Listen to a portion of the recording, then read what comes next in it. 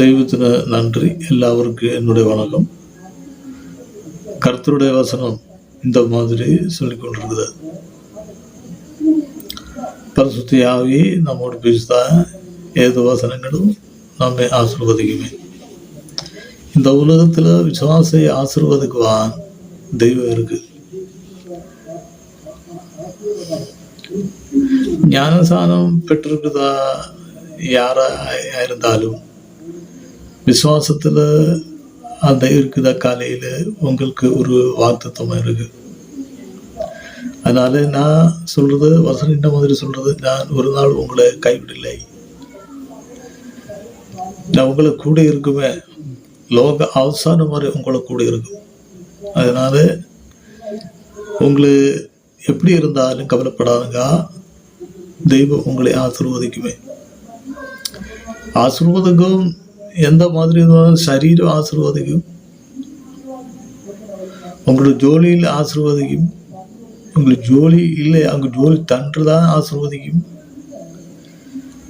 சமாதானம் கிடைக்காதா உங்களுக்கு சமாதானம் தரும். உங்களுக்கு இந்த மாதிரி எல்லா வசனங்களிலும் தெய்வம் உங்களை ஆசீர்வதிக்க முன்னோட்டு இருக்கு. தெய்வமா உங்களை விழிச்சிருக்கு. அதனால தெய்வத்தில் உங்களோட முக்கியമായ வாக்குத்தம் இருக்கு. அந்த தெய்வ வசனம் இந்த மாதிரி சொல்றது, நீ வெள்ளத்தின் மீது நடக்கப்படும், தீ உங்களை வெந்திரில்லை, அதனால தெய்வம் நம்மை காப்பாத்துங்க.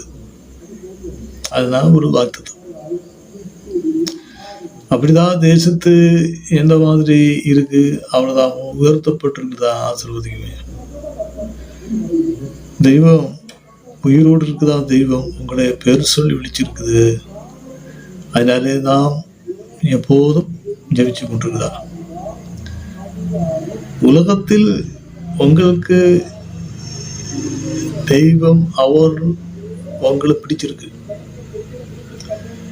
உங்களை உலகத்துல யாரும் பிடிக்கலையே, தெய்வம் உங்களுக்கு போதிச்சிருக்கு. அந்த போதிச்ச மனுஷனா இருக்கு. அதான் ஏலியாவு, அப்ரகாம், இசக்காக், யாக்கோபு. அதனால எல்லா பிரபாஜகன்மாரே தெய்வத்தினை போதிச்சிருக்கு. எல்லா விசுவாசிகளையும் தெய்வத்தினை போதிச்சிருக்கு, பிடிச்சிருக்கு. அதனால ஒரு முக்கியமான விஷயம், உங்களோட தெய்வ வசனத்தில் ஆயிருக்கு. ஆலோசனை முடிஞ்சு போகாத, ஆலோசனையை பிரார்த்தனை பண்ணுங்க. அதுதான் உங்களுக்கு உண்மையான தெய்வம் உங்களோட கூட இருந்து ஆசீர்வதிக்குமே. இந்த உலகத்துல தெய்வம் ஆசீர்வதிக்குமே என்று சொல்றியால் அதுபோல செய்வேன். தெய்வ வாக்கு மாறில்லை. தெய்வம் இந்த மாதிரி பேசிக்கொண்டிருக்கு. உங்களுக்கு கவலைப்படாத ஒன்றுமே இல்லை. தெய்வத்தின் வசனத்தில் அவர் உண்மையான தெய்வம்.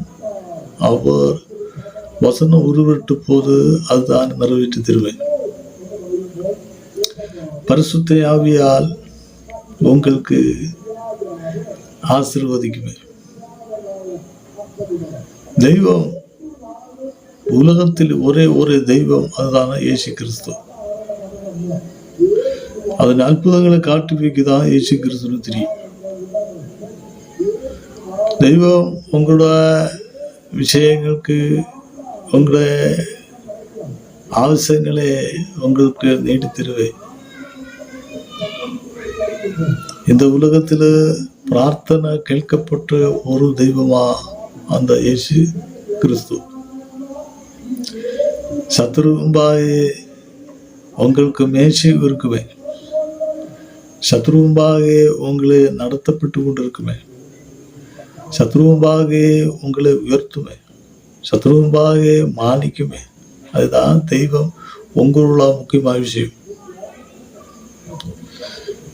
தெய்வம் இயேசு தேவர், அவருடைய வசனங்கள் எல்லா மகிமையிலும் வெளிப்பட்டு கொண்டிருக்குதா. உண்மையில் நாம் எப்படிதான் பேசி எப்படிதான் ஜெபிக்கும். அதனாலே தெய்வம் உங்களுக்கு பரிசுத்த ஆவியை தன்று நான் உங்களுக்கு உண்மையான உங்களை ஆசீர்வதிக்குவேன். இயேசு கிறிஸ்துவில் அவர்தான் இருள இல்லை, இயேசு கிறிஸ்து வெளிச்சமாக இருக்கு. இயேசு கிறிஸ்து வெளிச்சத்தில் வசிக்குமாறாகும் தெய்வம், அவர் உண்மையான உயிரோடு இருக்கு. நான் எப்படி இருந்தாலும் பிரார்த்தனையே உறுப்பினுங்களா, அப்படிதான் தெய்வம் நம்மை ஆசீர்வதிக்குமே. உங்களை ஞானஸ்நானம் பெற்றிருக்குதா, உங்களுக்கு விசுவாசம் பண்ணிருக்குதா, உங்களுக்கு சபை ஆராதனை இருக்குதா, உங்களுக்கு வசனம் கேட்கப்பட்டு கொண்டிருக்குதா, தெய்வம் உங்களோடு பேசி கொண்டிருக்கும். அதனாலே வாக்குத்தத்தங்கள் உங்களோட கூட இருக்க காலையில் சத்துருன் ஒண்ணுமே உங்களை தொடாதுங்க.